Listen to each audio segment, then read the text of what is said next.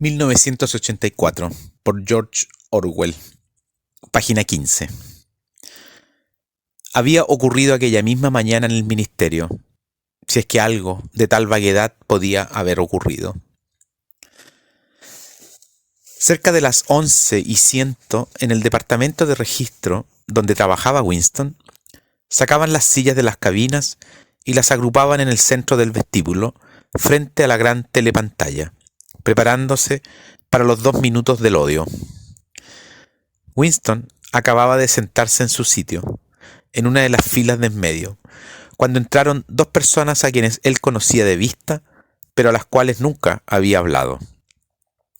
Una de estas personas era una muchacha con la que se había encontrado frecuentemente en los pasillos. No sabía su nombre, pero sí que trabajaba en el departamento de novela. Probablemente, ya que la había visto algunas veces con las manos grasientas y llevando paquetes de composición de imprenta, tendría alguna labor mecánica en una de las máquinas de escribir novelas. Era una joven de aspecto audaz, de unos 27 años, con espeso cabello negro, cara pecosa y movimientos rápidos y atléticos. Llevaba el mono ceñido por una estrecha faja roja que le daba varias veces la vuelta a la cintura, realzando así la atractiva forma de sus caderas. Y ese cinturón era el emblema de la Liga Juvenil Anti-Sex.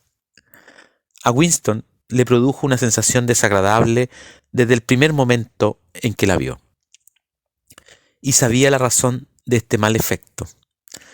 La atmósfera de los campos de hockey y duchas frías, de excursiones colectivas y el aire general de higiene mental que trascendía de ella. En realidad, a Winston le molestaban casi todas las mujeres, y especialmente las jóvenes y bonitas, porque eran siempre las mujeres, y sobre todo las jóvenes, lo más fanático del partido, las que se tragaban todos los eslogans de propaganda y abundaban entre ellas las espías aficionadas y las que mostraban demasiada curiosidad por lo heterodoxo de los demás. Pero esta mañana, determinada, le había dado la impresión de ser más peligrosa que la mayoría. Una vez que se cruzaron en el corredor, la joven le dirigió una rápida mirada oblicua que por unos momentos dejó aterrado a Winston. Incluso se le había ocurrido que podía ser una agente de la policía del pensamiento. No era, desde luego, muy probable. Sin embargo, Winston siguió sintiendo una intranquilidad muy especial cada vez que la muchacha se hallaba cerca de él. Una mezcla de miedo y hostilidad. La otra persona era un hombre llamado O'Brien, miembro del Partido Interior y titular de un cargo tan remoto e importante que Winston tenía una idea muy confusa de qué se trataba.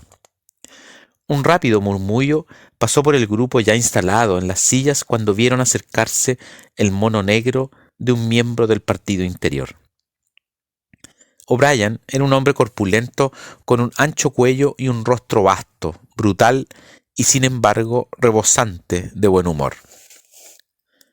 A pesar de su formidable aspecto, sus modales eran bastante agradables.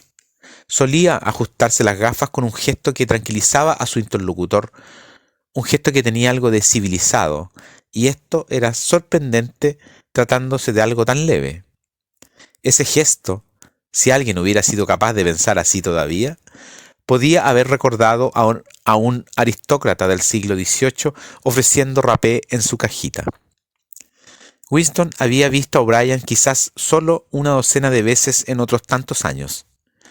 Sentíase fuertemente atraído por él, y no solo porque le intrigaba el contraste entre los delicados modales de O'Brien y su aspecto de campeón de lucha libre, sino mucho más por una convicción secreta, o quizás ni siquiera fuera una convicción sino solo una esperanza, de que la ortodoxia política de O'Brien no era perfecta.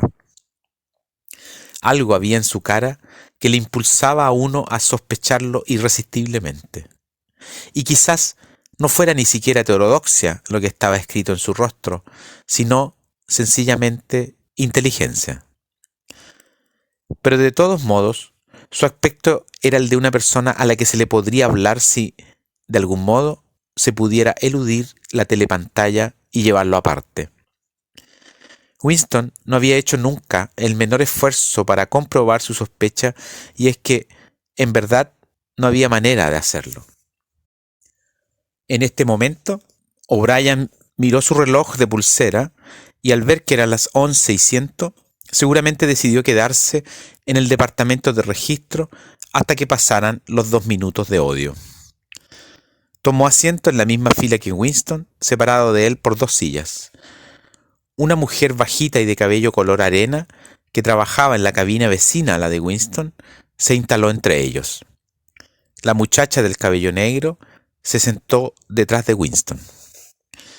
Un momento después se oyó un espantoso chirrido, como de una monstruosa máquina sin engrasar, ruido que procedía de la gran telepantalla situada en el fondo de la habitación. Era un ruido que le hacía rechinar a uno los dientes y que ponía los pelos de punta. Había empezado el odio. Como de costumbre, apareció en la pantalla el rostro de Emanuel Goldstein, el enemigo del pueblo. Del público salieron aquí y allá fuertes silbidos. La mujeruca del pelo arenoso dio un chillido mezcla de miedo y asco. Goldstein era el renegado que desde hacía mucho tiempo, nadie podía recordar cuánto, había sido una de las figuras principales del partido, casi con la misma importancia que el Gran Hermano, y luego se había dedicado a actividades contrarrevolucionarias, había sido condenado a muerte y se había escapado misteriosamente, desapareciendo para siempre. Los programas de los 2 minutos de odio variaban cada día, pero en ninguno de ellos dejaba de ser Goldstein el protagonista. Era el traidor por excelencia, y el que antes y más que nadie había manchado la pureza del partido. Todos los subsiguientes crímenes contra el partido, todos los actos de sabotaje, herejías, desviaciones y traiciones de toda clase procedían directamente de sus enseñanzas. En cierto modo, seguía vivo y conspirando. Quizás se encontrara en algún lugar enemigo, a sueldo de sus amos extranjeros, e incluso era posible que, como se rumoreaba alguna vez, estuviera escondido en algún sitio de la propia Oceanía. El diafragma de Winston se encogió. Nunca podía ver la cara de Goldstein sin experimentar una penosa mezcla de emociones. Era un rostro judío, delgado, con una aureola de pelo blanco y una barbita de chivo.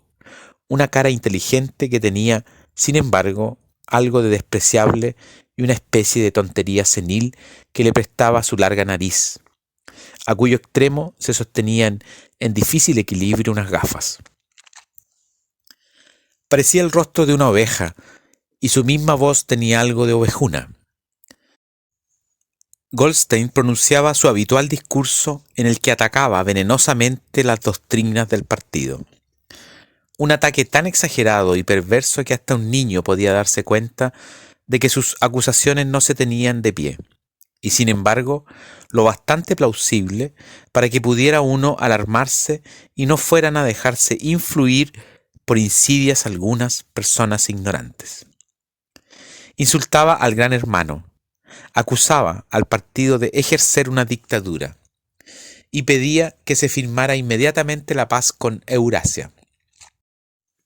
Abogaba por la libertad de palabra, la libertad de prensa, la libertad de reunión y la libertad de pensamiento, gritando histéricamente que la revolución había sido traicionada.